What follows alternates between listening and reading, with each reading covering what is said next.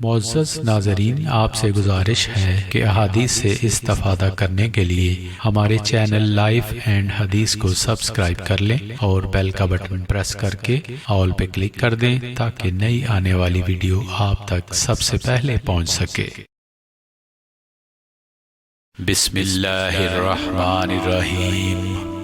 ہم سے یحییٰ بن بکیر نے بیان کیا، کہا مجھ سے حدیث بیان کی بکر بن مضر نے جعفر سے، وہ ابن ہرمز سے، انہوں نے عبداللہ بن مالک بن بحینہ سے کہ نبی کریم صلی اللہ علیہ وسلم جب نماز پڑھتے تو اپنے بازوؤں کے درمیان اس قدر کشادگی کر دیتے کہ دونوں بغلوں کی سفیدی ظاہر ہونے لگتی تھی۔ اور لیث نے یوں کہا کہ مجھ سے جعفر بن ربیعہ نے اسی طرح حدیث بیان کی۔